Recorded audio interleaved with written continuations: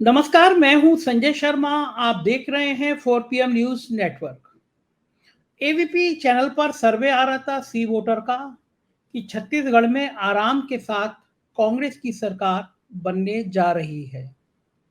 2 दिन पहले मैंने राजस्थान के बहुत सीनियर जर्नलिस्ट हैं अनिल जी, तमाम दुनिया के बड़े बड़े संस्थानों में लिखते रहते हैं, बहुत अच्छे पत्रकार हैं, उनका इंटरव्यू किया था। उन्होंने कहा कि जिस तरह से भारतीय जनता पार्टी ने वसुंधरा राजे को किनारे किया है, उससे हालत खराब है और गहलोत सरकार का ट्रम्प कार्ड बहुत काम कर रहा है।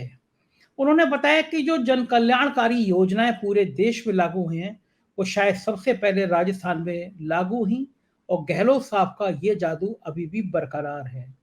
मध्य प्रदेश में बहुत सीनियर जर्नलिस्ट हैं, बड़े बड़े अखबारों के संपादक रहे हैं राकेश पाठक जी। उन्होंने मुझसे कहा कि अभी जो हालात हैं उसमें मामा जी की विदाई तय है, यानी कांग्रेस की सरकार आ रही है। ये 3 बड़े बड़े राज्यों की बातें थी जो मैंने आपको बताई।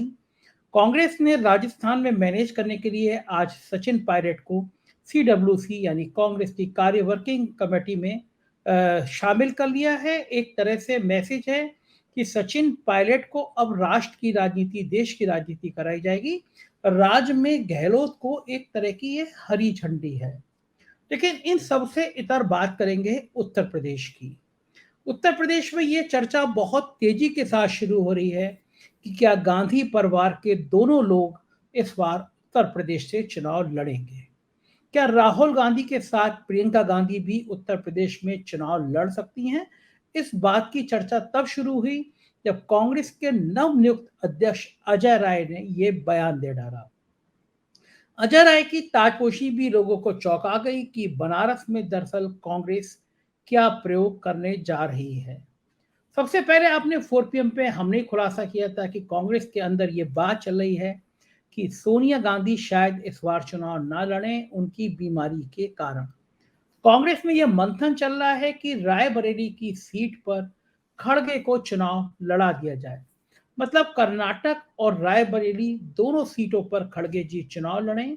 और खड़गे जी की छवि जिस तरह दलितों के बीच में एक नायक की तरह बनती जा रही है, उससे कांग्रेस बहुत आशान्वित है कि शायद अभूतपूर्व परिणाम देखने को मिल जाएंगे। उत्तर प्रदेश में आज की सीडब्ल्यूसी में कोई बहुत इंपॉर्टेंट लोगों को ना रख के कांग्रेस ने संदेश देने की कोशिश करी है कि उत्तर प्रदेश वो क्षेत्रीय दलों के लिए छोड़ना चाहती है। अखिलेश यादव के साथ कांग्रेस कंफर्ट जोन में है। इंडिया की यानी उनके गठबंधन की जितनी बैठक हुई उसमें राहुल गांधी की और अखिलेश यादव की केमिस्ट्री फिर नजर आई।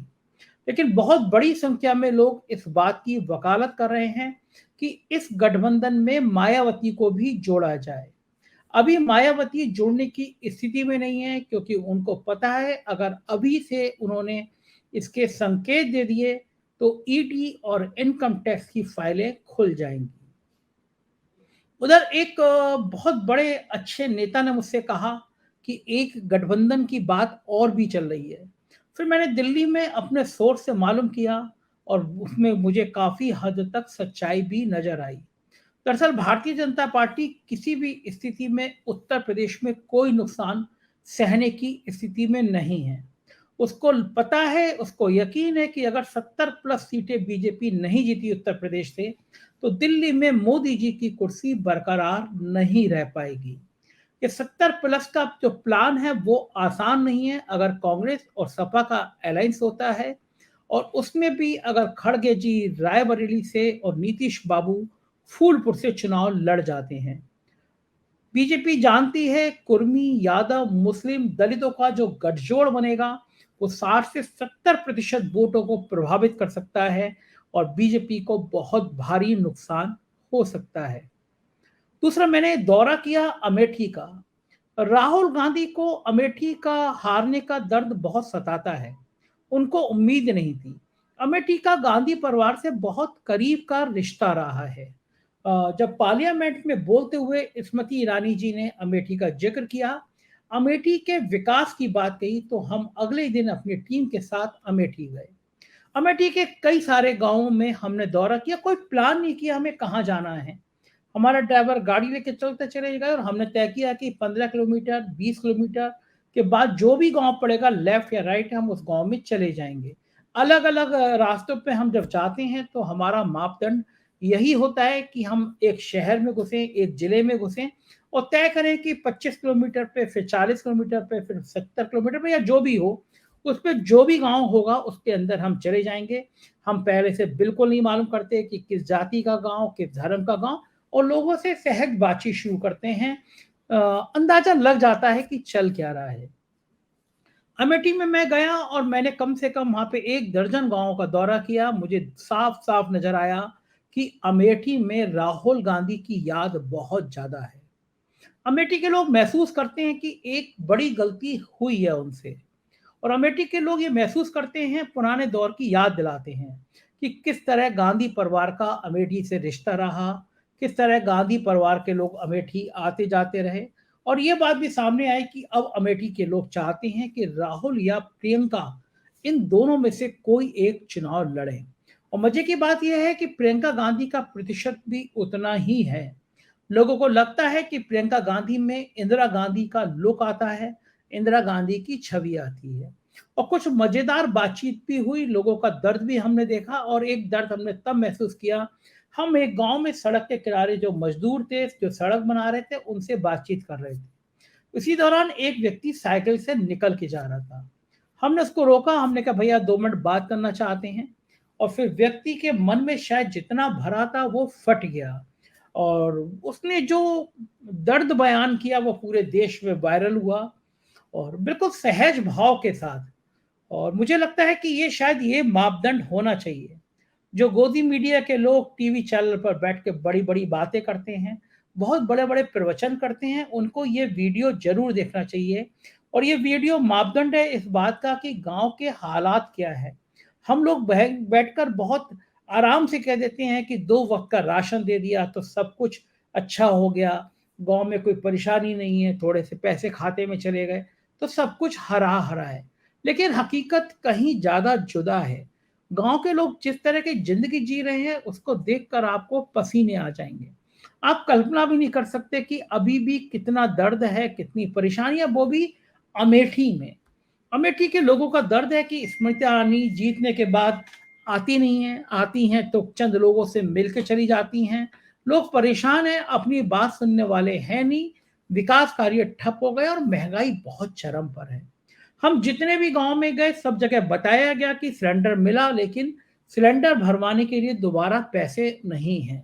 उज्ज्वला गैस के योजना के आंकड़े सरकार कभी जारी नहीं करती कि जिन लोगों को कनेक्शन दिया गया उसमें से ऐसे कितने लोग हैं जो कनेक्शन दोबारा भरवा पाए।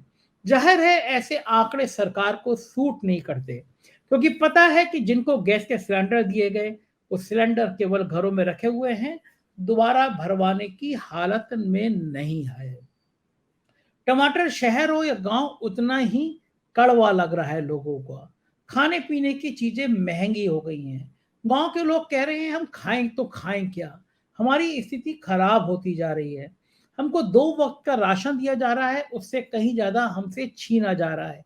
जाहिर है कि आप स्टूडियो में बैठ के बड़ी बड़ी बातें कर सकते हैं, लेकिन जब आप गांव देहात धरातल पर जाएंगे तो आपको तस्वीर कुछ और मिलेगी।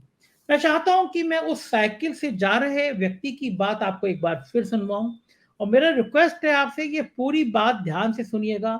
इस परिप्रेक्ष्य में सुनिएगा कि यही दर्द इस देश के आम आदमी का है, यही दर्द इस देश के किसी भी कॉमन मैन की परेशानी का है और इसी दर्द से गाँव का आदमी नहीं, शहर का मध्यम वर्गीय आदमी भी झेल रहा है। मध्यम वर्गीय परिवारों की मार बहुत ज़्यादा पड़ी है उनके ऊपर। सीमित संसाधनों में घर चलाने वाले लोग परेशान हैं अपनी किचन की बढ़ती हुई कीमतों से, सिलेंडर से और बाकी चीज़ों से। तो गाँव हो या शहर हो, महँगाई लगभग बराबर के स्तर में परेशान कर रही है। अब मुझे नहीं कि यकीन नहीं होता और मुझे पता नहीं कि ये हिंदू-मुसलमान का कार्ड, ये धर्म का और जाति का ज़हर किस हद तक महँगाई पर काबू पा सकता है। क्या लोगों को फिर एक बार लगेगा कि धर्म ज़्यादा ज़रूरी है, धर्म के नाम पर जो सपने दिखाए जा रहे हैं वो ज़्यादा ज़रूरी हैं या फिर लोगों को लगेगा कि गाँव की सड़क, अस्पताल, स्कूल ये ज़्यादा बड़े मुद्दे हैं, इनका ज़्यादा हल होना चाहिए और रोज़गार होना चाहिए, आर्थिक मजबूती होना चाहिए।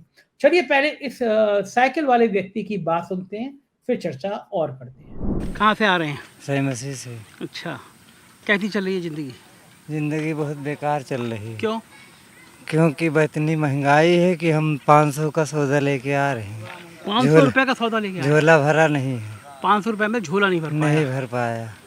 महंगाई ज़्यादा हो रही है। सिलेंडर भरवा पाते हो? सिलेंडर भरवा कहाँ पाते? 600 का था, 1200 का हो गया, कौन भरवा पाएगा? स्मृति ईरानी को जानते हो? हम खूब जानते हैं। वो 600 का लेके ढोल बजा रही थी, 1200 का कर दिया तो बैठी हुई है घुस के। 600 का था तो ढोल बजा रही थी, नाच रही थी, कूद रही थी। अब 1200 का हो रहे तो चुपचाप बैठी हुई है। जो हम लोगों को विश्वा खान खेतों का वो तो कह रहे वो और जो गल्ला भी हो रहा, योगी जी चरा रहे हैं। एक आध दो बिस्वा खेती है, वो भी आधे में मिलता है खाने को, आधे को मिलता ही नहीं है। मतलब हम लोग बहुत ही परेशान हैं। हम लोग बहुत ही परेशान है इस सरकार से। वो जो है स्मृति ईरानी जी से लोग बता रहे थे कि यहाँ तो चुनाव लड़ रही थी, तो उन्होंने कहा था कि 13 किलो रुपए चीनी मिलेगी, ऐसा कहा था। हाँ, 13 रुपया किलो चीनी मिलेगी, अब 40 रुपया किलो मिल रही चीनी। स्मृति ईरानी ने कहा था, खूब ढोल बजा रही थी, कूद रही थी। 600 में सिलेंडर था, अब 1200 में सिलेंडर हो गया है। अब नहीं कूद रही, न कुछ कह रही।